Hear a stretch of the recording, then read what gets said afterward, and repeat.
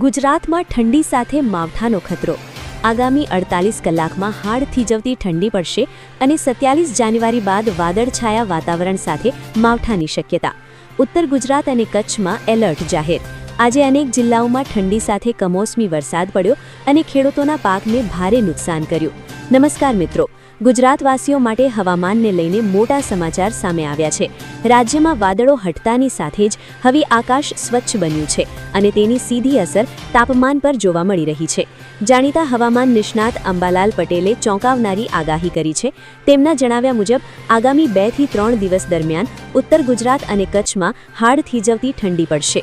કાતિલ શીતલ લહેર ફરી વળશે અને લોકોને ગરમ વસ્ત્રોમાં લપેટાઈ રહેવું પડશે। કયા જિલ્લામાં કેટલું ઘટશે તાપમાન તેની વાત કરીએ તો બનાસકાંઠા, દાંતીવાડા, ડીસા અને પાલનપુર પંથકમાં લઘુત્તમ તાપમાન ઘટીને સીધું 4 ડિગ્રી સેલ્સિયસ સુધી જઈ શકે છે। આ ઠંડી સામાન્ય લોકો સાથે ખેડૂતો માટે પણ મુશ્કેલી ઊભી કરી શકે છે। પાટણ, મહેસાણા પટ્ટો, પાટણ, સમી, હારેજ અને મહેસાણામાં લઘુત્તમ તાપમાન 8 ડિગ્રી આસપાસ રહેવાનો અંદાજ છે।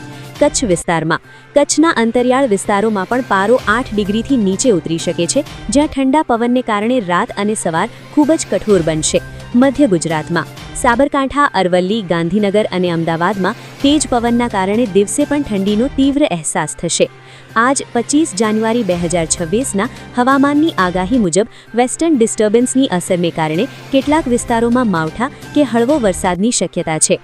ખાસ કરીને પશ્ચિમ ગામડામાં હવામાન વિભાગની સૌથી તાજી મોસમ લાયક માહિતી અનુસાર આ જિલ્લાઓમાં આજે હવામાન બદલાશ જોવા મળે તેવી શક્યતા છે। આજ હવામાનની આગાહી માવઠા કે વાદળછાયાના સંકેતો। બનાસકાંઠા, પાટણ, જામનગર, મોરબી, દેવભૂમિ દ્વારકા, કચ્છ 27 જાન્યુઆરીથી વાતાવરણમાં મોટો પલટો આવવાની સંભાવના। આ કાતિલ ઠંડી બાદ હવે હવામાન ફરી એક વળાંક લેશે। 27 અને 28 જાન્યુઆરીથી વેસ્ટર્ન ડિસ્ટર્બન્સ સક્રિય થશે, જેની અસર 3 થી 4 દિવસ સુધી રહેશે। આ દરમિયાન ઠંડીનું જોર થોડું ઘટશે। રાજ્યમાં વાદળછાયું વાતાવરણ રહેશે। ઉત્તર અને મધ્ય ગુજરાતમાં હળવા વરસાદ કે માવઠાની શક્યતા રહેશે। ખાસ કરીને પાટણ, મહેસાણા જેવા વિસ્તારોમાં છાંટા પડવાની શક્યતા નકારી ન શકાય। વોર્નિંગ: ફેબ્રુઆરીમાં ફરી ઠંડી અને કમોસમી વરસાદ। હવામાન નિષ્ણાતની આગાહી મુજબ જાન્યુઆરીના અંત બાદ ફેબ્રુઆરીના પ્રથમ સપ્તાહમાં ફરીથી ઠંડી વધશે।